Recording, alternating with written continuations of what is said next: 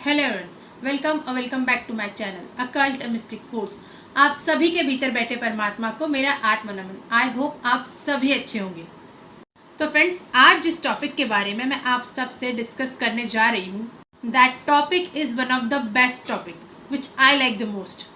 This topic is very close to my heart because इसमें हम universal energies या फिर यूं कहें कि कॉस्मिक एनर्जीज के साथ अपनी एनर्जीज को अलाइन करके एनर्जी हीलिंग करते हैं।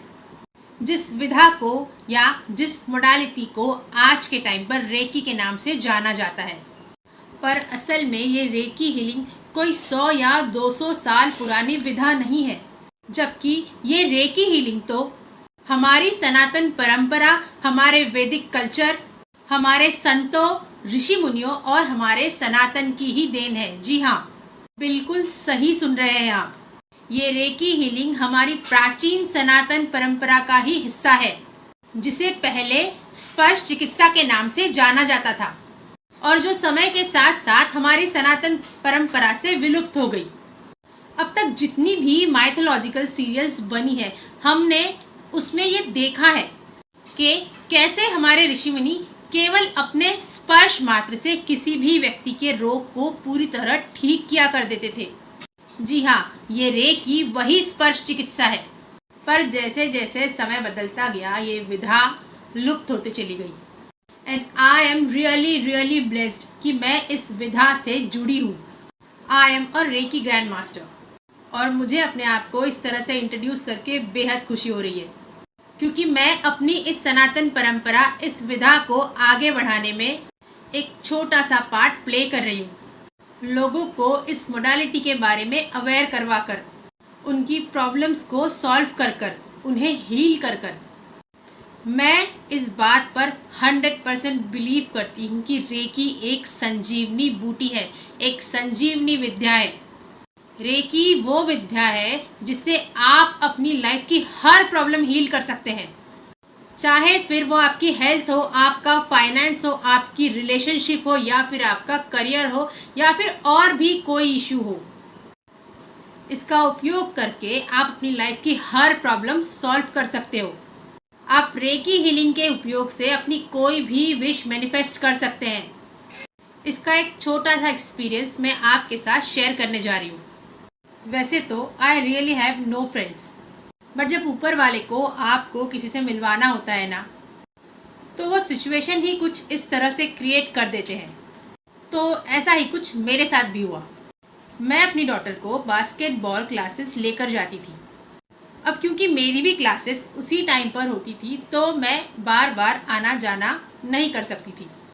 वहाँ पर और भी पेरेंट्स होते थे, पर मैं कभी उनके बीच नहीं बैठती। मैं क्राउड से एकदम दूर एक कॉर्नर में जाकर बैठकर अपनी क्लासेस अटेंड किया करती थी। 3 to 4 months ऐसे ही चलता रहा। मैं अकेले जाकर कॉर्नर में बैठती और वहाँ पर अपनी क्लासेस अटेंड किया करती। पर एक दिन मेरी बेटी ने मुझसे कहा कि मम्मा, आप यहाँ अकेले मत बैठा करो, आप वहाँ पर सबके साथ चलकर वहाँ पर बैठकर वहाँ पर अपनी क्लासेस अटेंड किया करो।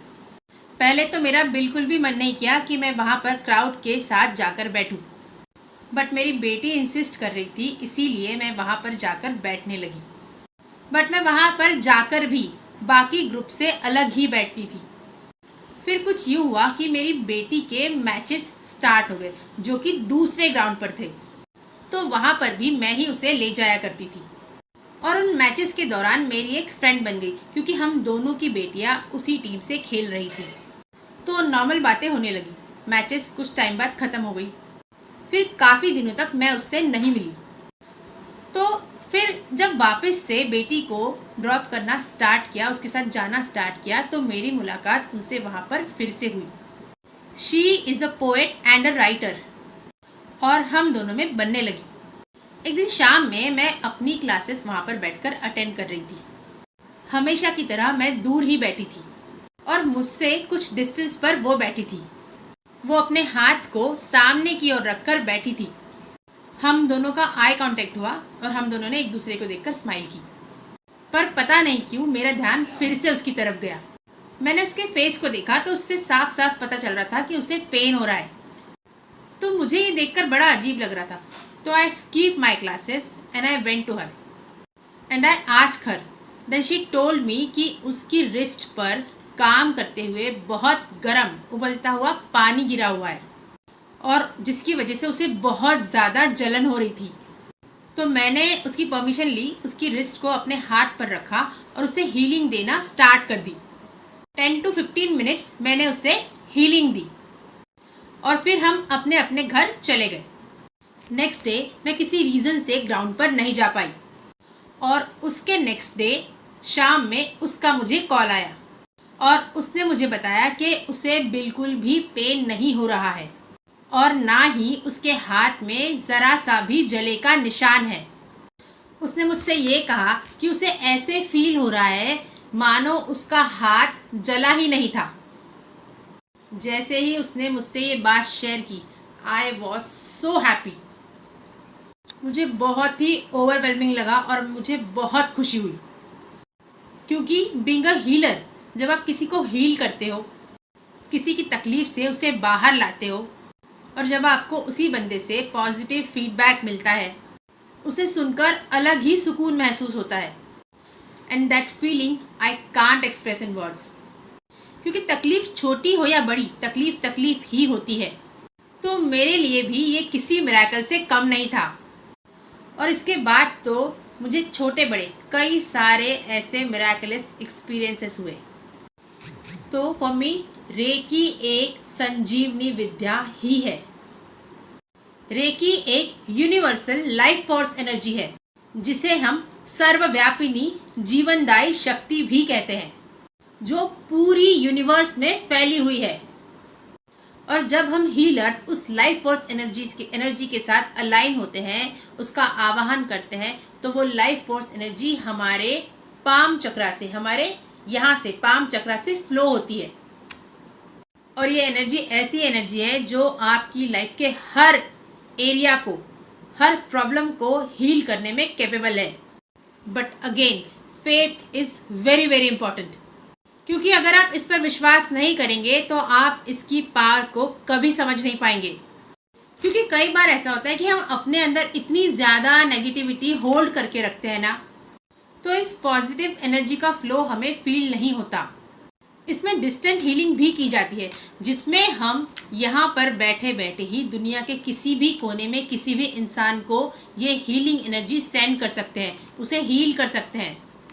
पर अगर आप में फेथ की कमी है या फिर आपके सारे चक्रास ब्लॉक है या नेगेटिविटी आपके अंदर बहुत भरी हुई है, तो आप इस एनर्जी को फील नहीं कर पाओगे। अब क्योंकि वो एनर्जी आपकी तरफ फ्लो हो रही है, फ्लो कर रही है, तो वो एनर्जी आपके लिए काम करेगी, पर आप उसे फील नहीं कर पाओगे क्योंकि आपके अंदर बहुत ब्लॉकेजेस है। आप में उसे लेकर फेथ की कमी भी हो सकती है। मुझे बताइए, अगर कोई इंसान हमसे कोसों दूर बैठा है और वो इतने दूर होकर भी हमारी तरफ जब कोई नेगेटिव एनर्जी, नेगेटिव इंटेंशंस के साथ सेंड करता है, तो जब वो नज़र हमारे लिए काम करती है, वो बुरी नज़र, वो नेगेटिव एनर्जी जब हम पर काम करती है, तो क्या ये पॉजिटिव एनर्जी हमारे लिए काम नहीं करेगी? सोचिए ज़रा। अब क्योंकि हम नकारात्मक चीज़ों पर इतनी जल्दी विश्वास कर लेते हैं कि हमें अच्छाई की ताकत हमेशा कम ही लगती है। हमें लगता है कि ये चीज़ें वर्क नहीं करती, पर जिस तरह बुरी चीज़ें वर्क करती है उसी तरह अच्छी ऊर्जा भी वर्क करती है। पर हमारा बिलीफ सिस्टम कुछ ऐसा बना हुआ है ना कि हमें अच्छी चीज़ों पर, अच्छी ऊर्जा पर जल्दी विश्वास नहीं होता। हमें लगता है कि सब बेकार है, ऐसा कुछ नहीं होता। बट बिलीव मी, जिन्होंने भी इस पर ट्रस्ट किया है, इसे एक्सपीरियंस किया है ना, उनके लिए ये किसी अलादीन के चिराग से कम नहीं है। तो अब बात करते हैं कि इस रेकी की, इस स्पर्श चिकित्सा की रीडिस्कवरी कैसे हुई, इसका ओरिजिन कहाँ हुआ और इसको रीडिस्कवर किसने किया, तो इस विधा का रेकी नाम कैसे पड़ा। जैसे कि मैंने आपको बताया, इस विधा की जड़ें हमारी सनातन परंपरा से ही जुड़ी हुई है। इसका मूल ओरिजिन भारत ही है, पर जहाँ इसकी रीडिस्कवरी की गई है, जहाँ इसकी रीडिस्कवरी हुई है, वो जगह है जापान। और जिन्होंने इसकी रीडिस्कवरी की, उनका नाम है डॉक्टर मिकाओ उसुई। जिन्हें रेकी का जनक कहा जाता है। अब ये जानते हैं कि उन्होंने इसकी रीडिस्कवरी किस तरह की। स्किप मत कीजिएगा क्योंकि ये स्टोरी भी बेहद इंटरेस्टिंग है। तो डॉक्टर मिकाओ उसुई ने कुछ 100 साल पहले इस विधा को रीडिस्कवर किया। डॉक्टर मिकाओ उसुई का जन्म 1865 में जापान में हुआ था। डॉक्टर मिकाओ उसुई जापान के क्योटो यूनिवर्सिटी में डीन थे। वो वहां पर बच्चों को बाइबल पढ़ाया करते थे। तो बाइबल में एक बात लिखी हुई थी कि आने वाले समय में लोग खुद को बिना दवा के रोग मुक्त कर पाएंगे। तो ये एक लाइन उन्हीं के एक स्टूडेंट को बहुत छू गई। उसे क्यूरियोसिटी हुई इस बात को जानने की। तो उस स्टूडेंट ने डॉक्टर मिकाओ उसुई से क्वेश्चन किया। उसने उनसे पूछा कि सर, ये जो बात अभी अभी आपने बताई है या जो भी बातें बाइबल में लिखी है या जो कुछ भी आप हमें पढ़ाते हैं, क्या आप उन बातों पर विश्वास करते हैं या फिर ये सारी बातें बस मनगढ़ंत है? तब डॉक्टर मिकाओ उसुई ने अपने स्टूडेंट से कहा कि हाँ, मैं बाइबल पर लिखी सभी बातों पर विश्वास करता हूँ। तो फिर उस स्टूडेंट ने कहा, तो सर फिर आप हमें इस विधा के बारे में समझाइए, हमें सिखाइए कि ये कैसे किया जाता है। बताइए हमें कि कैसे हम इस विधा से अपने आप को रोग मुक्त कर सकते हैं। अपने उस स्टूडेंट की इस बात को सुनकर डॉक्टर मिकाओ उसुई सोच में पड़ गए, क्योंकि वो इस बात को मानते तो थे पर इस बात को जानते नहीं थे। कोई तथ्य नहीं था उनके पास इस बात का और ना ही इसकी कोई इन्फॉर्मेशन कि कैसे वो अपने स्टूडेंट्स को इस विधा को सिखा सकते हैं। अपने स्टूडेंट द्वारा पूछे गए उस प्रश्न की वजह से डॉक्टर मिकाओ उसुई गहन सोच में पड़ गए और अब इस प्रश्न का उत्तर ढूंढना उन्होंने अपने जीवन का एकमात्र लक्ष्य बना लिया और उन्होंने उस यूनिवर्सिटी से रिजाइन कर दिया। उन्हें लगा कि इस विधा का कनेक्शन मेडिकल साइंस से है। तो उन्होंने शिकागो यूनिवर्सिटी में दाखिला लेकर वहां से डॉक्टरेट की। अपनी 7 साल की प्रैक्टिस के दौरान उन्होंने ये जान लिया था कि इस विधा का मेडिकल साइंस से कोई कनेक्शन नहीं है। तो इतनी स्टडी करने के बाद भी उन्हें अपने इस क्वेश्चन का आंसर नहीं मिला, पर उनकी जिज्ञासा बढ़ती चली गई क्योंकि वो ये जानना चाहते थे कि ये कैसे पॉसिबल हो सकता है। और अपनी इस रिसर्च के दौरान उन्हें ये बात पता लग चुकी थी कि भगवान बुद्ध भी इस विद्या से लोगों को ठीक किया करते थे। तो उन्हें लगा कि बौद्ध धर्म से उन्हें इस विधा की जानकारी मिल जाएगी। तो उन्होंने बुद्धिस्ट मोनास्ट्री जाना शुरू किया और इसके बारे में पता लगाने की कोशिश की, पर वहां से भी उन्हें इस बारे में कोई इन्फॉर्मेशन नहीं मिल पाई। कुछ समय बाद उसी बुद्धिस्ट मोनास्ट्री में डॉक्टर मिकाओ उसुई को एक मॉन्क मिले, जिन्होंने डॉक्टर उसुई को एनकरेज किया और उनसे ये कहा, if Mahatma Buddha could cure someone's disease by touch then any person can do this work. उनकी ये बात सुनकर डॉक्टर मिकाओ उसुई बहुत प्रभावित हुए और उन्होंने बुद्धिस्ट फिलॉसफी पढ़नी शुरू कर दी। पर इतनी कड़ी मेहनत के बाद भी उन्हें कोई सफलता हासिल नहीं हुई और ये जानने की जिज्ञासा के साथ साथ उनकी फ्रस्ट्रेशन भी बढ़ने लगी। और अब इस प्रश्न का उत्तर खोजने और अपनी जिज्ञासा को शांत करने वो चाइना गए और वहां जाकर उन्होंने वहां की लैंग्वेज सीखी और वहां के बहुत सारे स्क्रिप्चर्स भी पढ़े। उन्होंने वहां के बहुत सारे स्क्रिप्चर्स की स्टडी की। डॉक्टर उसुई वहां के बहुत सारे गवर्नमेंट ऑफिशियल्स से भी मिले, जिन्हें मैंडारिन्स कहते हैं। बट अगेन उनके हाथ वहां पर भी डिसअपॉइंटमेंट ही लगी।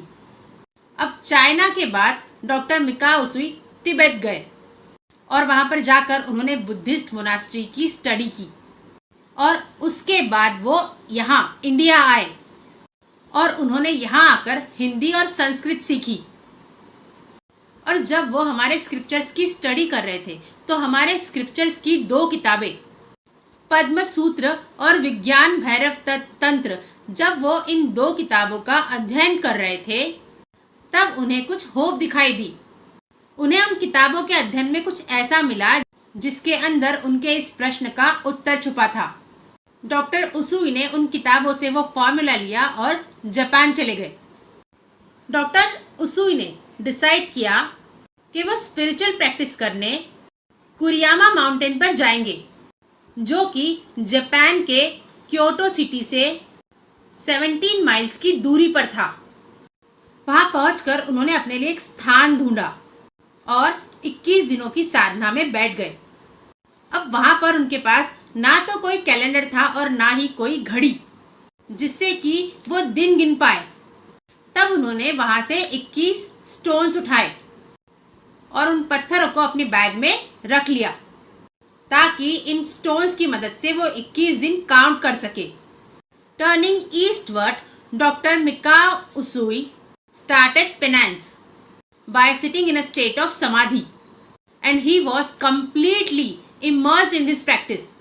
जैसे ही उनकी साधना का एक दिन पूरा होता, वो अपने बैग से एक पत्थर निकालकर थ्रो कर देते। ये क्रम इसी तरह से 20 दिनों तक चलता रहा, पर उनकी तपस्या के, उनकी साधना के 20वें दिन तक भी डॉक्टर मिकाओ उसुई को कोई चेंज, कोई बदलाव, कोई मिरेकल नजर नहीं आया। डॉक्टर मिकाओ उसुई की बॉडी भूख और प्यास की वजह से पूरी तरह से वीक हो चुकी थी और उन्हें अपनी आंखों के सामने अपनी मृत्यु दिखाई दे रही थी। और अब भी उनकी साधना का एक दिन, लास्ट डे बाकी था।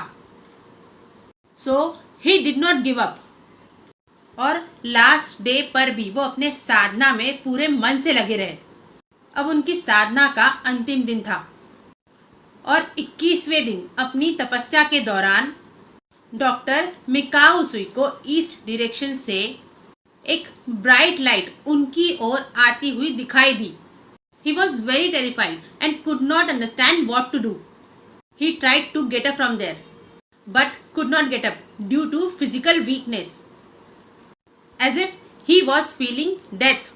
वो वहां से उठ ही नहीं पा रहे थे और वो लाइट उनकी तरफ बढ़ती चली जा रही थी और वो लाइट सीधे जाकर डॉक्टर मिकाओ उसुई के थर्ड आई पर हिट कर गई। इतनी ज्यादा एनर्जी, इतनी ज्यादा लाइट की वजह से डॉक्टर मिकाओ उसुई फ्यूरियस हो गए थे, पर वो अपने अंदर एक सेंस ऑफ विजडम को एक्सपीरियंस कर रहे थे। उन्हें ऐसा फील हो रहा था मानो उन्हें एक लाइट की शीट में रैप कर दिया गया हो। इस अनुभव के बाद डॉक्टर उसुई कुछ घंटों तक सेमी कॉन्शियसनेस की स्टेट में बने रहे। दोपहर का समय था जब उन्होंने अपनी कॉन्शियसनेस रीगेन की। He was quite weak when he was unconscious, but at this time when he tried to get up, he felt that a strange feeling came in him and new energy started to be felt in the body.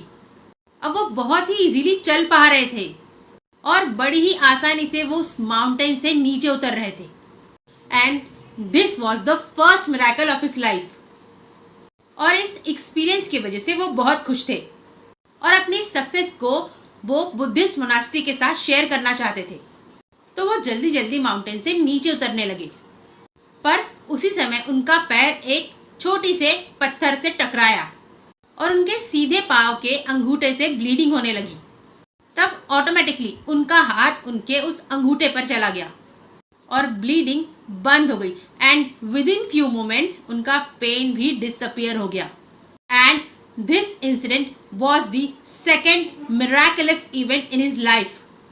Doctor Mikao Usui had not eaten anything from the last 21 days, so he was very very hungry. तो पहाड़ी से नीचे उतरते हुए उन्हें सामने एक छोटा सा ढाबा दिखाई दिया। वो वहां पर गए और उन्होंने वहां पर जाकर अपने लिए बहुत सारा फूड ऑर्डर किया, पर उस ढाबे के ओनर ने डॉक्टर मिकाओ उसुई की हालत को देखते हुए उनके ऑर्डर को लेने से इनकार कर दिया और उन्हें लिक्विड फूड लेने की एडवाइस दी। बट डॉक्टर उसुई ने उस ओनर की एडवाइस एक्सेप्ट नहीं की और अपना ऑर्डर रिपीट किया। उस ओनर की एक ग्रैंड डॉटर थी जो डॉक्टर उसुई को फूड सर्व कर रही थी। जब वो लड़की डॉक्टर उसुई को फूड सर्व कर रही थी तो डॉक्टर उसुई ने देखा कि उस लड़की के दोनों चिक्स पर बहुत सारी स्वेलिंग है। उन्होंने जब उस लड़की से पूछा तब उस लड़की ने उन्हें बताया कि उसके दांतों में बहुत दर्द है और जिसकी वजह से उसके गम्स और चीक्स पर स्वेलिंग है, और क्योंकि उसके पेरेंट्स बहुत गरीब है इस वजह से वो उसका ट्रीटमेंट नहीं करवा सकते। अब डॉक्टर उसुई ने उस लड़की की परमिशन ली और उसकी चिक्स पर अपने हाथ रखे। कुछ देर बाद जब उन्होंने अपने हाथ उठाए तो सब सरप्राइज थे, क्योंकि उस लड़की की स्वेलिंग और उसका पेन कम हो चुका था।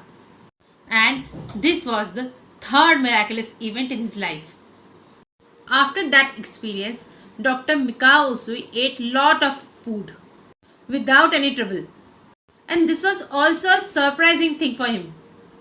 Now Dr. Mikao Usui was convinced that as a result of almost 15 years of research and 21 days of meditation, he has received this method of treatment without medicine, which was later known as Reiki, जिसमें रे का मतलब होता है universal और की का मतलब होता है लाइफ एनर्जी, रेकी। तो फ्रेंड्स, इस तरह हुई रेकी की रीडिस्कवरी। वेट गाइस, ये वीडियो की एंडिंग नहीं है। अभी तो बहुत कुछ है जो शेयर करना बाकी है। इस एक वीडियो में इतनी बड़ी इंफॉर्मेशन शेयर कर पाना पॉसिबल नहीं है, इसीलिए इसके आगे की इंफॉर्मेशन हम नेक्स्ट वीडियो में डिस्कस करेंगे। तो फ्रेंड्स, कैसी लगी आपको ये वीडियो, प्लीज कमेंट करके बताइएगा ज़रूर। तो अब जल्दी मिलते हैं इसके नेक्स्ट पार्ट के साथ। तो फ्रेंड्स, इतने प्यार और इतने पेशेंस के साथ इस इन्फॉर्मेशन को सुनने के लिए, अपना इतना वैल्यूएबल और प्रीशियस टाइम देने के लिए thank you so much from the bottom of my heart, with lots of love, gratitude and infinite blessings to all of you. हर हर महादेव, जय माता दी।